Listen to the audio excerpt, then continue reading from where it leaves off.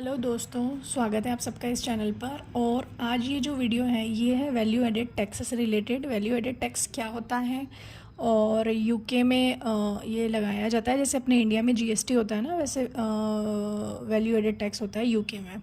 तो ये एक इनडायरेक्ट टैक्स है और बोर्न बाय एंड क्लाइंट, यानी एंड यूज़र के द्वारा इसको बॉर्न किया जाता है। ठीक है, अब ये जो लिखा हुआ है ना, मैं इसको अपनी लैंग्वेज में पढ़ के समझाती हूँ। अगर सेल्स होती है तो हम उस पर आउटपुट टैक्स जो वैल्यू एडेड टैक्स रहता है उसको आउटपुट टैक्स के नाम से बोलते हैं। ठीक है, क्यों बोलते हैं? क्योंकि ये हम कस्टमर से लेंगे। जैसे हम सेल करते हैं कुछ भी सामान, तो हम क्या करते हैं, कस्टमर को एक रिसिप्ट देते हैं। जैसे आप सोने चांदी की दुकान पे जाते हो तो आप क्या करते हो, कस्टमर को सोने चांदी सेल करते हो। ठीक है, जब आप सोना चांदी बेचते हो तो आप एक रिसिप्ट देते हो, उसमें जीएसटी भी ऐड करके देते हैं इंडिया में। तो उसी तरीके से हमको वैल्यू एडेड टैक्स यूके में या फिर दूसरी और फॉरेन कंट्रीज़ में होता है, तो वो हम ऐड करके देते हैं। तो वो हम कस्टमर से लेते हैं, तो वो हमारा आउटपुट टैक्स हो गया। लेकिन हम कस्टमर से तो लेते हैं, लेकिन हम वापस उसको रीपे करते हैं गवर्नमेंट को। ओके, क्योंकि हमने कस्टमर से लिया है तो हमको उसको वापस रीपे करना है। ठीक है, अब आती है बात परचेज़ की। तो ये होती है डेबिट, इनपुट टैक्स होता है डेबिट, और इसको हम पे करेंगे। जैसे हमने कुछ भी कहीं से परचेज़ किया तो हम क्या करेंगे, परचेज़ करेंगे कुछ भी प्रोडक्ट है तो हम, जैसे मशीनरी हो गई और कुछ भी XYZ कुछ भी फर्नीचर फिक्सचर जो भी प्रोडक्ट है, तो हम क्या करेंगे, उस पर इनपुट टैक्स पे करेंगे। जब हम इनपुट टैक्स उस पर पे करेंगे तो हमने परचेस करते टाइम पे किया है तो गवर्नमेंट हमको क्या करेगी, रिफ़ंड करेगी। ठीक है, अब बात आती है वैल्यू एडेड टैक्स की लिमिट क्या है।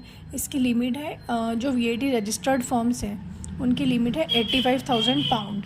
ठीक है, और इसके मतलब बहुत ये भी होता है, जैसे एक स्टैंडर्ड रेट होता है, इसमें 20% बोलते हैं उसको। एक लो रेट होता है जो कि लाइट हीट मतलब जो भी एनर्जी सेविंग मटेरियल रहते हैं उस पर लगता है, वो होता है 5%। और एग्जेम्प्ट में होता है जैसे इंश्योरेंस हो गए, पीपीएस हो गया, फाइनेंशियल पोस्टल सर्विसेज हो गई, ये सारी चीज़ें आ जाती है।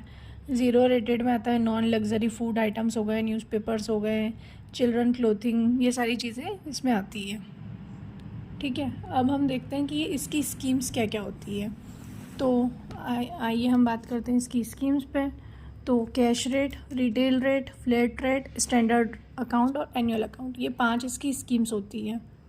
ठीक है, और इस स्कीम्स में से अधिकतर कैश और स्टैंडर्ड वाली ही काम आती है, और कभी कभी एक्रूअल बेसिस भी।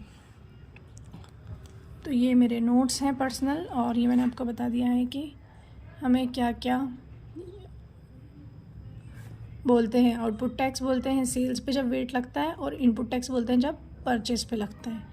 और क्यों बोलते हैं ये भी मैंने आपको समझा दिया, क्योंकि हम कस्टमर से लेते हैं इसमें आउटपुट, और हम पे करते हैं, तो हम इसे इनपुट टैक्स बोलेंगे। Thank you.